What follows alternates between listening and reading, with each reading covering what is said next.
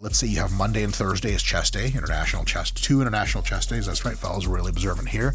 A lot of folks just only ever do incline everything with no breaks. They're like, okay, I need upper pecs to grow. You're like, okay, dope.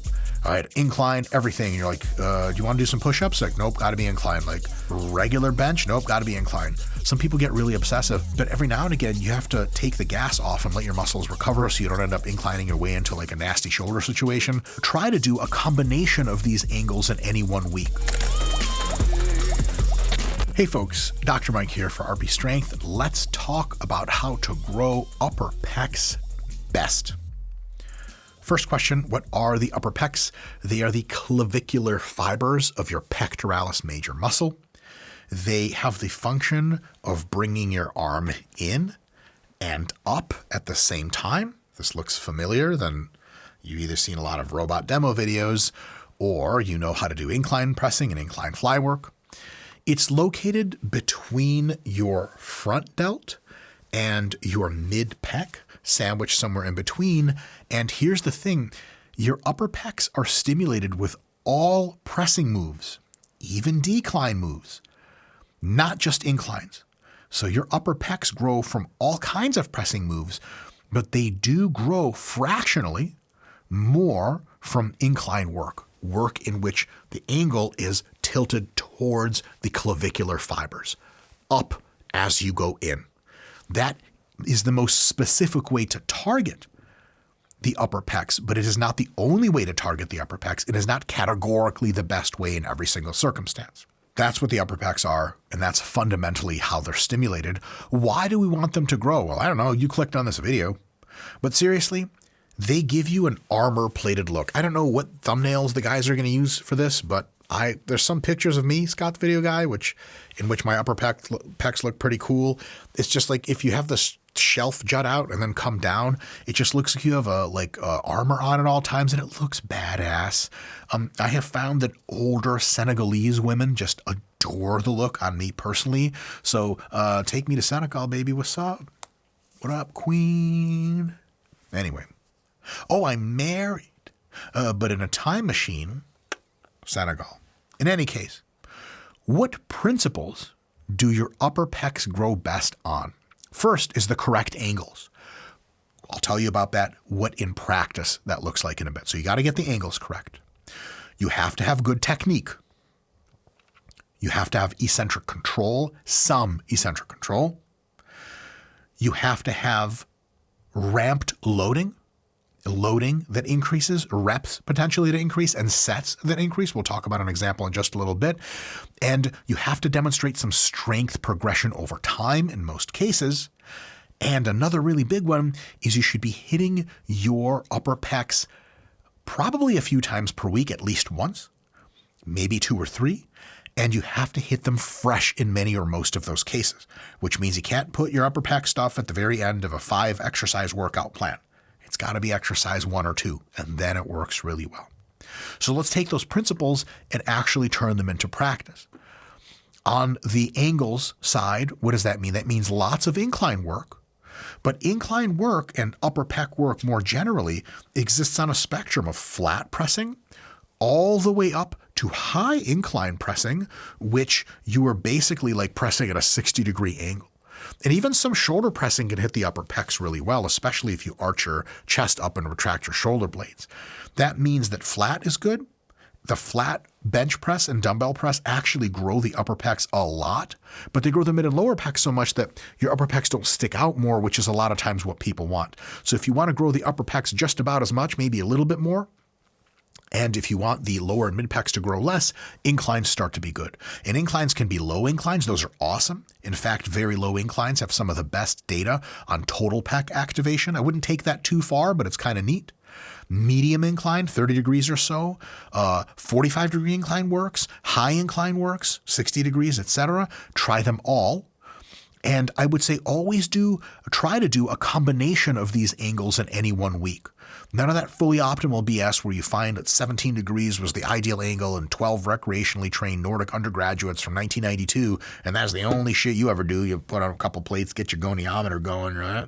Okay, it looks like, 17. Nope, one more plate, 18 degrees, great. All right, we're doing that. I'm never doing any other press or fly or any kind of movement that's out of that angle. That is just total nonsense because variation is awesome, and you never can quite tell how your own personal physiology and anatomy will respond unless you try multiple different angles. So from both of those perspectives, make sure it's just some incline work gets in there and you're pretty much good to go.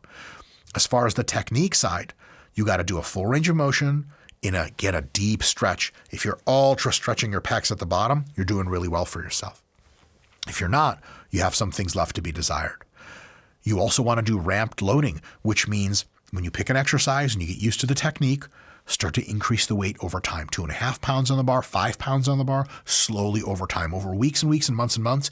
If you can get your incline barbell press to gain, 15 or 20 pounds at the same rep range for you in terms of weight on the bar, hey man, you're probably growing your upper pecs. If you can't, I'm not sure exactly what you're growing.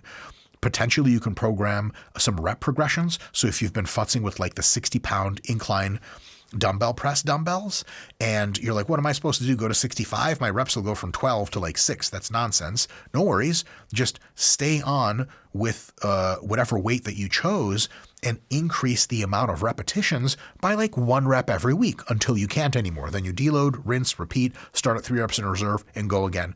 That way you might be able to hit the 50s for like, 12 rep sets on average in week 1, and then like 16 rep sets on average in the final week. I was involved directly in a study where we tested only rep progression versus only load progression, and the rep progression group did a little teeny bit better under the hood in terms of growth outcomes than even the load progression group. But it's statistically undifferentiable, so we can confidently say, scientifically minded, that you get pretty much the same gains from adding reps as adding load, unless you get into like above 40 or 50 reps and then it's too light.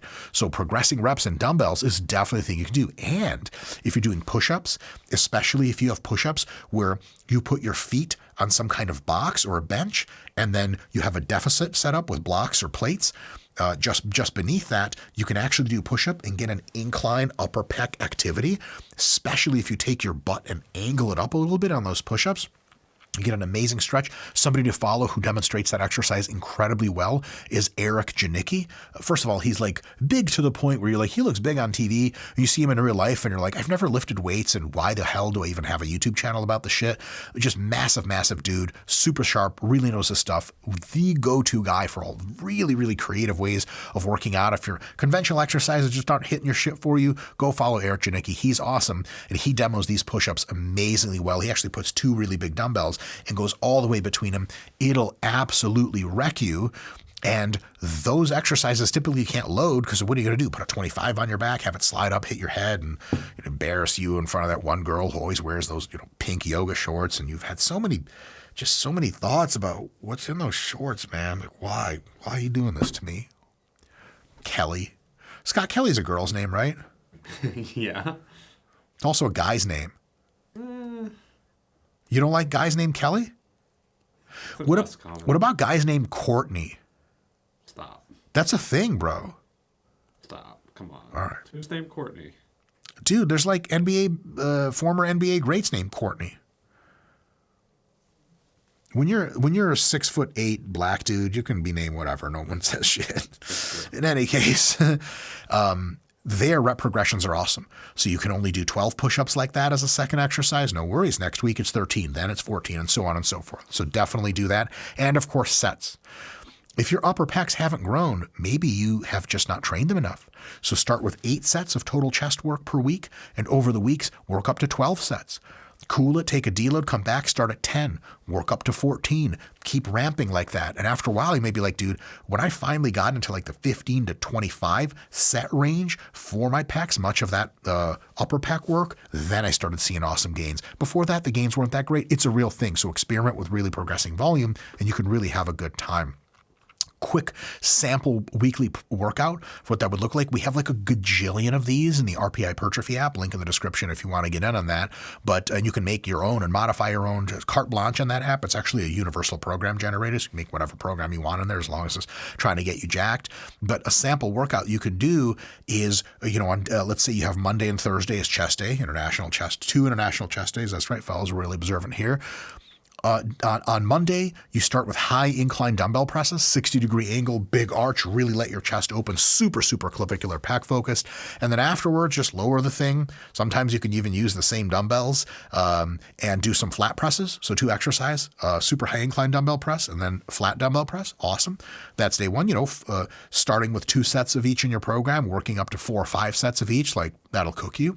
And then on the later day of your program, fourth day of the week, let's call it, Thursday or something like that. Monday, you do this workout. Thursday, you do a low incline Smith machine press, different angle to begin with. We like variation. And then after, you do high angle cable flies. So you put the flies in the very bottom part, stand forward, and then fly from below up to above. You can gently touch your fingers together or just get to where it's close to your face and come back down. That's it. Guys, notice this is a week of chest training for upper pec focus. There are only 4 total exercises. Start with a few sets on each one, progress to 4 or 5 sets on each. At the end, that's 15 to 20 work sets for your pecs. Most of that upper pec work, very likely you will have a good result. And if you're handling way easier the volume than I would, then just keep ramping. And then eventually you might be able to throw out a couple more exercises or do 5 or 6 sets of everything. And then you're really getting some bigger pecs. That being said, let's talk about a few things that can derail some folks. So what kind of things should you not pursue if you're trying to get big upper pecs? One is over worrying about the angle. Like, I get questions all the time like this. What exact angle do I need to optimize upper pec growth? That does not exist because human variation is so high that we can't even pin one number. We can have an average number, and that average is probably like 15 to 30 degrees or something like that for overall pec growth, and probably really good for upper pecs too. But then that's a different question because what if my overall pecs are fine and I actually want my upper pecs to stick out a little more, which means I don't really want to grow my lower pecs, but I really want to grow my upper pecs. Well, then a 60-degree angle is probably much closer to optimal. So if you're worried about angles a ton, just do some goddamn incline work. And as a matter of fact, at least one study shows that reverse grip flat bench pressing fries your clavicular pecs, which kind of makes sense because you end up bringing your arm up this way. It's a weird exercise. Get a spotter. Some people like it. Most people think it's the devil incarnate. I'm not going to render a judgment. Give it a shot, but over worrying about angles just ain't it. Try a bunch, have some variation. As long as there's some, you're feeling your upper pecs get sore the day after, you're good to go. Another one is the top squeeze. A lot of guys get the flies going and like, squeeze right here, brother, just squeeze it all in. The top squeeze might have some advantages. They've kind of eluded science for now, and we know that the stretch and the eccentric control on the way down is just more important.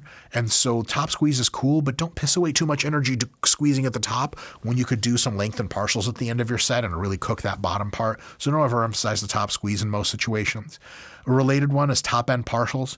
Guys will be like, I need to really bring up my upper pecs. They get the Smith machine, put 4 plates in it, come down to here and come back up, chin height or something. And I always like asking guys like, why don't you go all the way down? Like nonsense, make-believe biomechanics comes out of their mouth. No offense, we all do dumb shit every now and again. I do dumb shit literally every minute. And so it's just not really a good compelling reason for it unless you're hurt or something like that. Your shoulders are messed up. Going all the way down for a deep stretch is really, really good. Even if you do your incline Smith pressing and you only ever come up halfway and then down all the way and then come up halfway and only come up fully to like rack right as you lock out, that's way better than just halfway up all the way up to the top. So consider that. Top end partials probably aren't it. And another one is a lot of folks just only ever do incline everything with no breaks. They're like, oh yeah, I need upper pecs to grow. You're like, okay, dope. All right, incline everything. And you're like, do you want to do some push-ups? Like, nope, got to be incline. Like, regular bench? Nope, got to be incline. 30-degree incline, low incline? Like, nope, it's got to be 90-degree incline or some shit like that. Now we're shoulder pressing. Some people get really obsessive. And the worst thing is, if you do that for a few months, no big deal. But every now and again, you have to take the gas off and let your muscles recover, your nervous system recover, let the joints and connective tissues recover so you don't end up inclining your way into like a nasty shoulder situation. So what I like to do is for a few months, mostly inclines, though at least one flat movement per week is probably good, just to kind of keep that muscle there, keep the good function going. And then after that, take a few weeks at least, and maybe a few months to just do all around pec work, maybe just mostly like just average pecs, regular presses, some low incline work.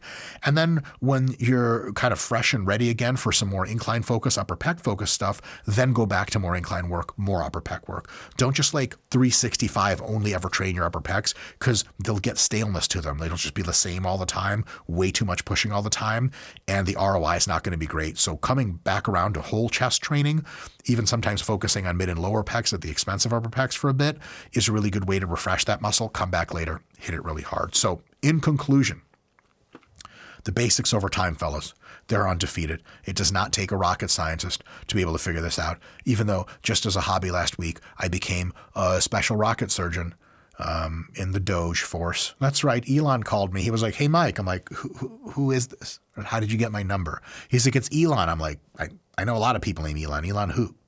And, it's just, the conversation just like went off. And he was like, "How do I run the government? Can you help me?" I was like, "Dude, I got butlers for this." In any case, I'm a rocket. Scott, what'd I say? Rocket something or other? Rocket Force. Man.